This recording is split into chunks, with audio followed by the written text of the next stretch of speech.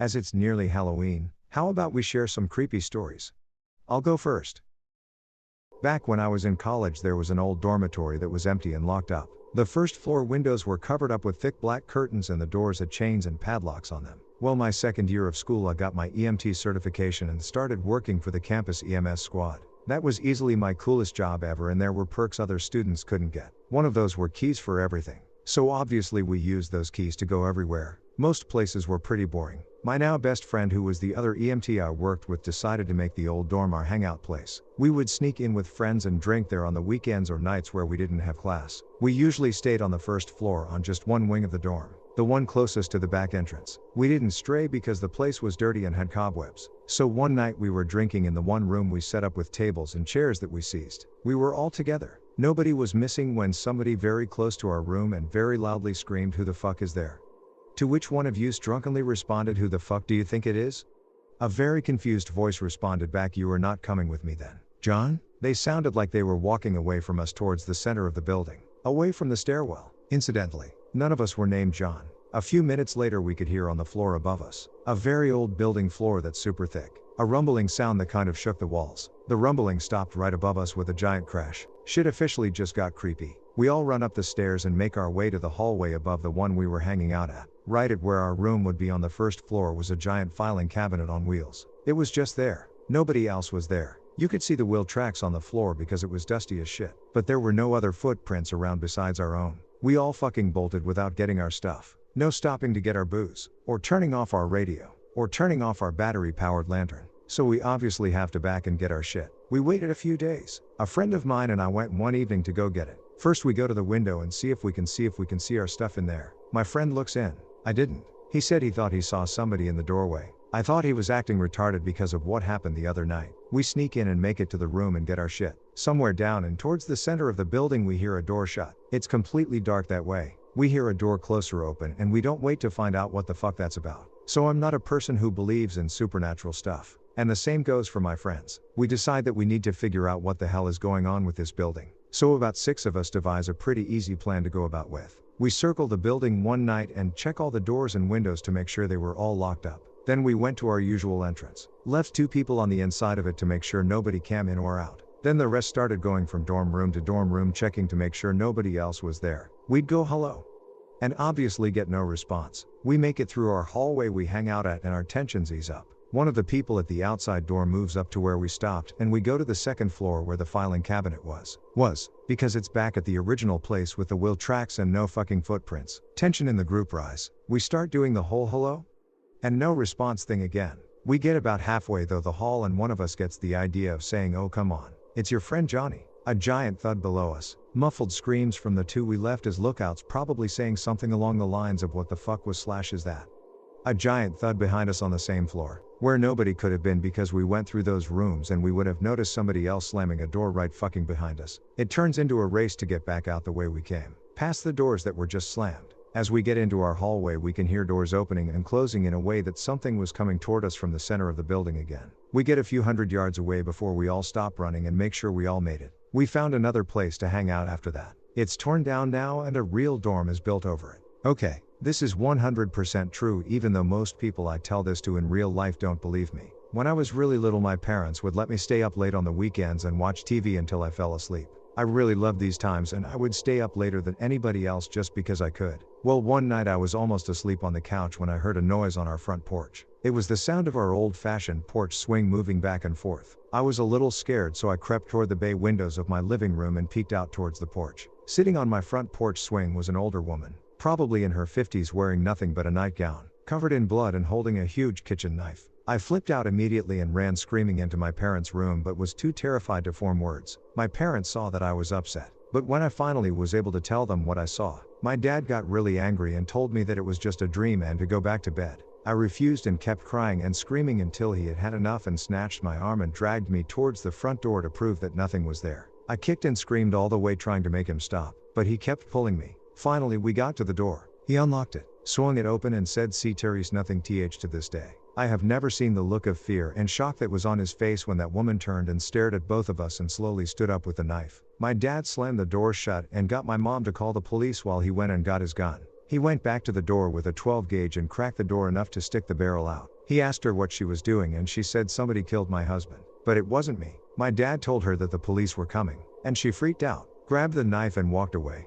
Police found her 15 minutes later trying to break into one of our neighbors' houses. I never slept in the living room again. Edit. Oh yeah, I forgot that after she left, my dad called and warned my crazy uncle who lived next door what was happening. Apparently he was waiting on his front porch with his shotgun when she walked by. He pointed it at her and just said, "Keep moving, bitch." Update. I just talked to my mom and she said that they never really found out the whole story, but apparently she was crazy and off her medication. Her and her husband got into a fight and she tried to attack him with the knife, but didn't seriously hurt him. When he got her out of the house, she cut herself with the knife, either trying to commit suicide or make it look like her husband did it. The police never talked to us about it, so that's just what they heard from the woman's neighbors. I'm not sure how freaky it is, since it's not paranormal or anything. But when I was about 7 years old, I went on a walk with my babysitter. We were walking back a mile or so to my house on a fairly busy road, and about halfway there she says we should play Simon Says. At first we walk faster, then skip, and then jog lightly. Then she says Simon Says run as fast as you can.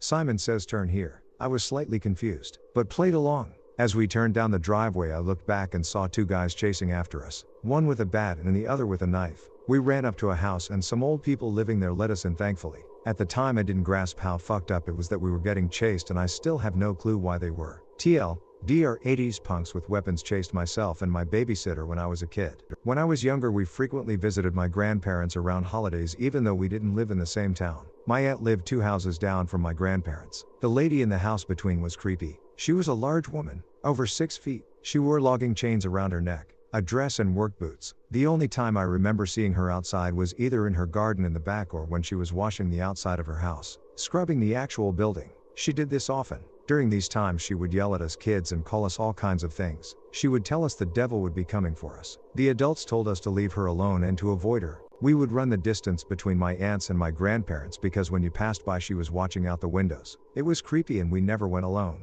One Halloween one of the cousins dared us to trick or treat her house. I remember how scared I was, but I didn't want to be a chicken. Plus I was going with a group. One of us rang the doorbell and there was a lot of banging noises in the house, suddenly like doors slamming. When she answered the door she had a severed head in her hands and we all went screaming. The adults told us it was a Halloween prop and we knew we shouldn't be bothering her and deserved to be scared. About a month later my parents got a phone call that the lady had tried to kill my aunt while she was bringing in groceries and had my young cousin in her arms. The lady had one of them rope saws and had come up behind my aunt with it. She put it over her head and around her neck and proceeded to saw. My aunt naturally flipped and started kicking the door. My uncle came and beat the lady down with a fire poker. The police investigation revealed that the woman had been digging tunnels under her home which were coming up under my aunt's, my grandparents' and another neighbor's house. She had been bringing the dirt up and putting it in the raised beds of the gardens. She also had a shrine of some sort underground which had a few severed heads around it. My aunt survived BTW but has a long scar across her neck. DR while trick or treating I was chased off by someone holding a real, severed human head. Firstly, my wife is also a Redditor and has been severely traumatized by our recent experience. She does not like to talk about this, so to prevent anyone from sending her messages, this is a throwaway account. My wife and I buy our first house in February of 2010. We immediately fell in love with it as soon as we laid eyes on it. It had everything we wanted and plus a few extras. For the first month, everything was great. Lots of painting and decorating, getting it just the way we wanted. Then, weird things started to randomly happen. First it was small things, like things upstairs being moved, put in completely different rooms than where they belonged. I chalked it up to my wife just forgetting to put things back where they belonged. The house also started to creak, pretty loud. This is a fairly new house, so I just figured it was probably settling, as most new houses tend to do. One day, the wife and I was preparing dinner in the kitchen. Our stairs sit right next to the kitchen entrance, so any noises upstairs were clearly audible into the kitchen. I turned off the water at the sink and as soon as I did, we both heard a cough. We have no kids and no one was visiting. The windows were all shut. The television was not on. This sent the coldest chill down my spine and I could feel the blood running out of my face. I looked to my wife and she too had gone pale and had this look of absolute fear. Someone was in our house and they were upstairs. I quickly grabbed the sharpest knife I could find and my wife called the police. I walked to the bottom of the steps and stood silently and heard a loud pop/creak, just like the ones I had always heard the house make. My hands were shaking and my wife was whispering to the 911 operator, telling them we think we may have a robber in our home. The police arrive in minutes, thankfully. They had been patrolling nearby. The officer walks slowly up the stairs, gun drawn. He calls out, "This is the police. Is anyone upstairs?" No response. I'm right behind him. Walking up the stairs, we look into the first bedroom and closet. Empty. No one in the half bath either. Last room is my office where I have my PC. No one in the room or the closet. I felt the tension ease away and felt like a complete tool, making this officer search the house, only to find nothing. We turn to walk out of the room and right above us, creak. I just about shat bricks. In my office closet, there is an attic access. The officer pulls the steps down and again calls out, "Is anyone up there?" "This is the police." No response. He turns on his flashlight and peeks his head up. He finds a man, in his 40s, kneeling there in the attic, looking dead at him, gun drawn. He tells the man to come out and put his hands behind his head. They arrest the man. He didn't say a word the whole time and would not look anyone in the eye. He was scruffy looking and had dirty clothes on. Me and my wife were freaking out. I don't think either of us have fully gotten over it. After questioning the man in the police station, we found out that he was a homeless man who found refuge in the house while it was still on the market. He said the doors were unlocked and so he stayed there. Apparently, a realtor must have forgotten to lock the door after showing someone the house. He said that when people would come to the house, he would hide in the second floor attic. We bought the house, and this guy was living in it for a whole month, without us even knowing. It really freaks me out still just thinking about it. TL, doctor, don't shrug off all those bumps in the night. You could have a homeless man living in your attic. When I was a freshman in college, I was on a film shoot near Barstow on Route 66. We were shooting on the property of the cafe known for the film Baghdad Cafe. This property has an abandoned motel attached to it, which is where we were shooting this unbelievably bad horror film. The motel's floor was full of papers, something I initially figured was a relic from the past, while the motel was actually doing business. A while into the shoot, we started picking up the papers and reading them. They were handwritten letters from the 70s, perhaps never sent. They were addressed to dozens of different people, starting out normal, but going on to describe some really fucked up things. This was a guy who literally had some demons. He kept talking about how they were watching him and the like. The handwriting also got more and more messed up as we assembled the letters chronologically. Meanwhile, outside the motel there was a storage container with "Keep Out" spray painted on it. Naturally, we were curious. There was a hole in the side, and someone reached in and pulled out some documents. Among them was a letter, on government typeface, I think it was the VA, telling the person who wrote those crazy letters that he was, unknowingly, a participant of some tests of hallucinogenic substances while he was in the army. This whole time, there was a room in the abandoned motel that was sealed off, that we were strictly forbidden from entering. All the windows were covered by plywood, and the door was barricaded shut. It smelled like death. Seriously, the worst smell I've ever encountered in my life. Every time I have watched The Lion King, someone I know has died. Happened 3 times when I was a child. Always happened the same way. We'd be watching it as a family, and then the phone would ring during the movie and we would receive the news of a relative dying. No one in my family has watched The Lion King since. Around 15 years? I don't have any way to verify whether this is actually a family story or whether it's an urban legend. But here my family has lived in rural Nebraska since they immigrated from Germany in the mid-1800s. Near the turn of the century, disease was pretty rampant in the homesteading area and it killed off members of almost every family. When someone died from illness, time was of the essence in burying them as not to let the virus spread from the deceased to the living. This meant no wait periods. So an aunt of some unknown number of grades preceding her relationship to me dies of some disease and she gets buried in the family cemetery onto the homestead. The dogs were very fond of her, so it wasn't too surprising that after the funeral the 2 dogs stuck near the grave. The rest of the family began to think something of it when, a week and a half later, the dogs were still visiting her grave almost constantly. But they weren't just at the grave. They were visibly distressed, frantic, and often barking while there. This goes on for maybe 2 weeks when the family decides to check it out. They dig the casket up and open it. The deceased's hair has all been pulled out. Her fingers are raw and bloody and mangled from wear. On the inside of the casket door, they can see deep scratches in the wood. She was comatose when they buried her, and she came to while underground, spending probably her last 5 or so days alive in a buried casket. I'm a kid who likes his sleep very much, so my dad often had to wake me up as I slept through my alarm. He wakes me up the same way every time, by gently putting a hand on my shoulder, and then, since I usually plead for 5 more minutes, he yanks the covers off and forces me up. So a few weeks ago I had to get up very early to go play pickup basketball in the morning with some friends. I set my alarm the night before and went to sleep. My dad works very far away, so he often sleeps at work 2 or 3 nights a week, and that night he wasn't sleeping at home, so I knew I had to get myself up. I eventually fall asleep and I then wake up to a hand on my shoulder, murmur the usual 5 more minutes, and then I feel the covers yanked off me all the way off the bed. I shot up out of bed because it was habit at this point, because this is when I knew my dad was serious. I opened my eyes and it was pitch black in my room and nobody was there. I looked around and saw nothing, just the lights on my clock that said it was 2:30 in the morning. I was a little more than slightly freaked out. I asked my mom in the morning if my dad had came home, but she said no. He had stayed at work. TL, D or something woke me the fuck up in the middle of the night and yanked all the covers off my bed. But nothing was there. Ever since I was really little, my family has always encountered really weird ghostly phenomenon. The house we live in now has been the worst by far, however, with an almost constant stream of events happening. One of the stories that always freaks people out the most is that there was this little girl who knew our names and would approach us all at different times. One night I was asleep and I heard a knocking on my door and a girl's voice saying, "Dean 2JX, open the door.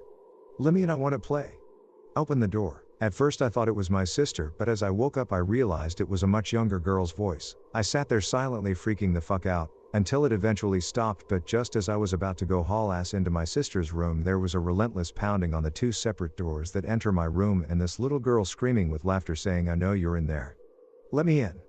After a few minutes I just ended up yelling, "Stop it," and then the pounding stopped. The next morning my mom and my sister, who I hadn't told, were talking about strange footsteps and giggling sounds all throughout the house, but neither of them had heard any pounding or me yelling. This is my first comment, so I know that doesn't help in the credibility department, but this is completely true. So, my mom remarried about 2 years ago. My dad died when I was 12, so she had been widowed for over 10 years. This new relationship was very whirlwind, with them meeting, dating, and getting married within 3 months. I didn't know much about the guy, but my mom was happy, so I just tried to be supportive. She moved into his house in upstate Virginia and invited my fiancé and I to spend a weekend in her new home getting to know her new husband. My mom's new home was pretty isolated. It sat on a few hundred acres of lovely rolling hills, and was very picturesque. I was nervous about getting to know this guy, but really trying to make the most of it. Over the course of our first day there though, I felt more and more uneasy. I didn't think it was weird, just silly. My mom's new husband was being very welcoming and friendly. We were being made to feel very at home,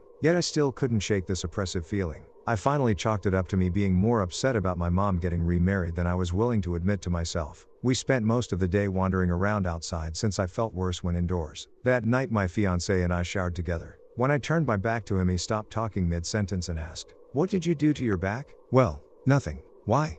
You have a large bruise." I hopped out to try and see it in the mirror. I got back in and we finished showering in silence. Then it was off to bed. The one window in our room looked out over a pitch black empty field, but I couldn't sleep until I hung something over the window. I felt sure that otherwise someone would watch us through the window. The next morning I had a complete meltdown. I woke up and just couldn't stop crying. I told my finance we had to leave. He tried to calm me down by telling me all the things I had been telling myself. My feelings of anxiety were just a result of seeing my mom with someone. The longer I spent with them, the easier it would become. But I just had to leave. It was only Saturday morning and we were supposed to stay until Monday. But I felt completely hysterical. I knew I was on the verge of a panic attack and my only concrete thought was I had to stop crying long enough to make our excuses and get the hell out. We did. As soon as we were on the road I felt like a weight had been lifted. I was even feeling embarrassed for my behavior, hoping I hadn't insulted my mom's husband by leaving early. Then my fiancé broke the silence. "That bruise on your back, did you get a good look at it?" I had.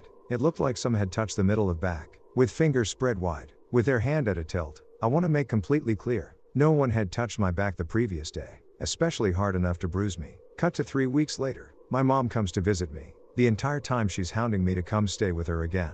After finally trying to change the subject for the 5th time, I level with her. Before I've even finished telling the story, her face is white as a sheet. She tells me she has been feeling the same way in the house. She hates it. She wants them to move as soon as possible. And the real kicker, her new husband's previous wife shot and killed herself right outside in the same field our room window overlooked.